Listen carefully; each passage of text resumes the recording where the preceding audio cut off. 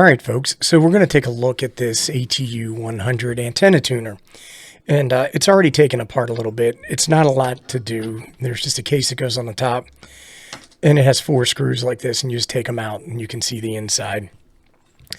Now, I've done a couple of videos on these tuners, and I'll link them below, and you can check them out if you want. But the first one that I bought was having reliability problems reading SWR and tuning correctly. So what I did is I knew I was going to have to do surgery on it. I suspected other ones had similar problems. I sent it back. I got it off of Amazon. It was like $100. And then I got this one off of AliExpress for like $60. And I figured if I was going to chop this thing up, I might as well pay less for it.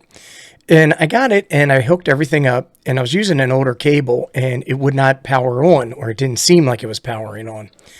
If you've got a project and need fabrication services, check out PCBWay.com. PCBWay.com's online quote tool makes it easy for you to get a quote on the parts that you need. If you have questions, PCBWay.com has answers. Check out their support portal where you can get technical support for any questions that you may have on your project needs. So the first thing I did is I made a new cable with the cable that came with this kit, connected everything up, and it did not power up. And I was like, you know, what the heck is going on? I got problems with another one. So the first thing I did, I figured I took the case off. And then I said, well, you know, maybe I should shoot a video. So we're rolling film now. So I got this connected to this Ampere Time battery. Ampere Time recently changed their name to Lee Time, but this is a great little 10 amp battery. And I leave it on the bench because I always have to use use batteries to test power. So the first thing I did is I got out my trusty multimeter. And if you don't have a multimeter, multimeters are a great thing to have in your ham shack. And we're set up to check DC voltage. So what I did is I just stuck my probe in here and I tested like this. And you can see that I got 13.34. So I know the cable's good, right? So the next thing I did is I plugged it in and I was not getting any power. So I figured, let's probe around a little bit and see what's going on. And what I did is I just probed the input here on the power just to check to see if everything was okay. What I did is I just came in here and I probed, and you can see 13.34. And that's at the input here. And then so the next thing I did is I came down. Let's see where this wire goes. And I probed at the power switch because I wanted to make sure that we were getting power all the way down to the power switch. So you can see when I probe at the power switch, I'm getting 12.42. So that led me to think that potentially this OLED screen is bad. And what I did is I put another OLED screen in here, and you can see the residue. I'll roll a picture in real quick. But this had tons and gobs of glue all over it, and it was driving me crazy.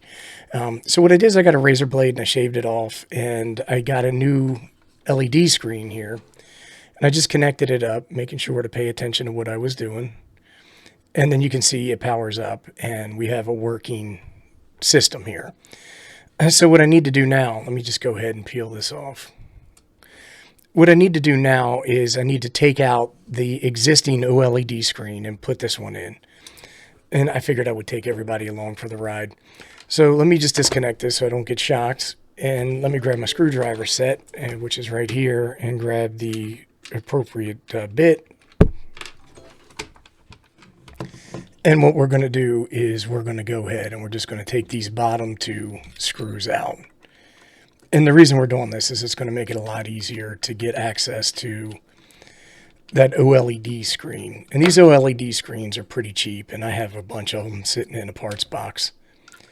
So it's not too big of a deal, but it's just another hassle or inconvenience when buying this tuner. And then at a little bit of a broader scale, some of these cheaper Chinese ham radio components always seem to be a little bit problematic. So when I take a look at this, you can see there's a little, well, hopefully you can see. Let me zoom in real quick.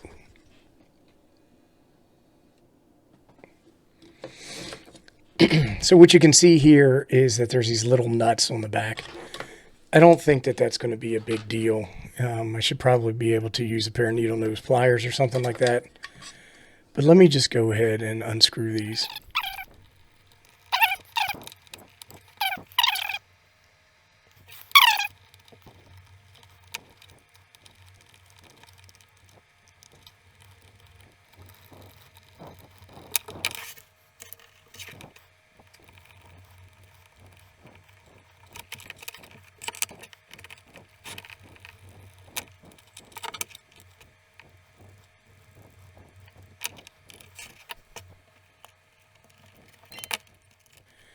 All right, and we have the OLED, the bad one, off. And just taking a quick look at it, I don't see anything visibly wrong with it, but who knows? Anyhow, I hope I don't step on that, but we don't want that one around here anymore. So here's the good one, and we just got to figure out how we are going to get this in here. Watch it be the wrong size. All right, so what we need to do is we just need to line this up and get these screws back in. So we'll just start with this one. And we'll just go ahead and line that one up. Get him on there pretty good. Get one of these little bolts. Nuts, I should say. And get that on there. And what I'm going to do is I'm going to line up one on the other corner real quick.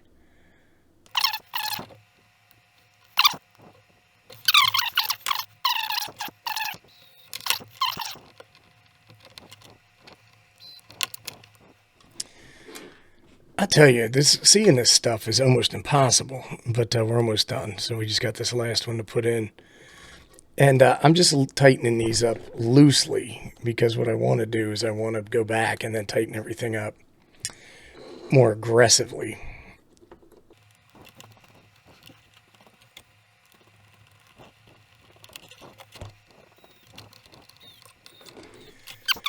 All right, so we are somewhat back in business. Let me go ahead and plug this in and power this up just to make sure that nothing happened in the reconnect process.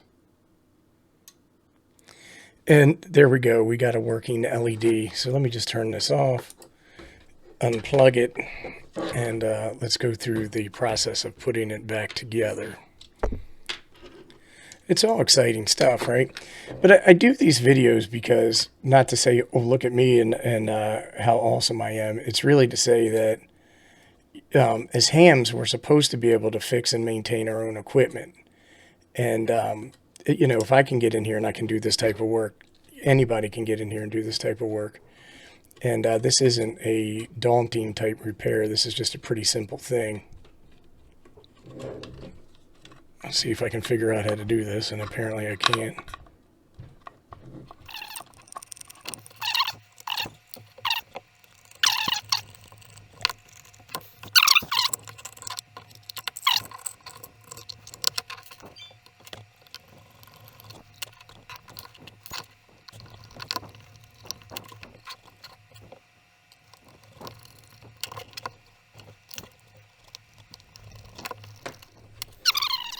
All right, we're back together. Let's go ahead and give this thing one more power test.